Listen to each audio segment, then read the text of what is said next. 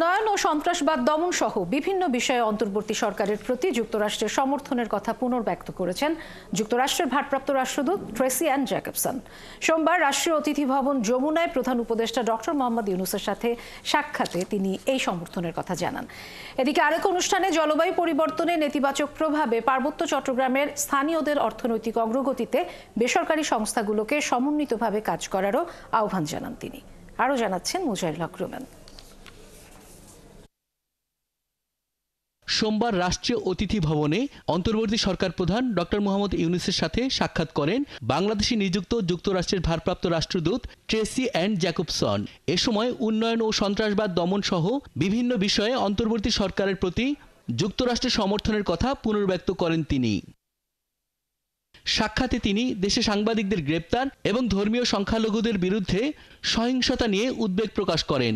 জবাবে প্রধান উপদেষ্টা জানান, বর্তমান সরকার দেশের সব মানুষের ন্যায় বিচার নিশ্চিত করতে প্রতিশ্রুতিবদ্ধ।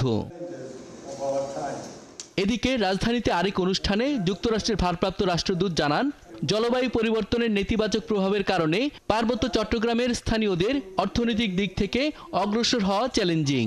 এজন্য বেসরকারি সব সংস্থাকে সমন্বিতভাবে কাজ করার আহ্বান জানান Jacobson. A very rich cultural heritage, but also regions that face challenges from natural disasters like cyclones and hurricanes and flooding, which not only threaten lives directly but also create a ripple effect and prevent people from achieving the kind of economic outcomes and the food security and the educational outcomes that they want. অনুষ্ঠানে বন ও পরিবেশ উপদেষ্টা রিজওয়ানা হাসান জানান, জলবায়ু পরিবর্তনের কারণে কক্সবাজারে পরিবেশগত বিপর্যয় তৈরি হয়েছে। পাহাড়েও ভিন্ন আঙ্গিকে জলবায়ু পরিবর্তনের নেতিবাচক প্রভাব পড়েছে। Cox's Bazar and the hilly districts of Bangladesh should actually be seen not as areas of problems but as areas of potential.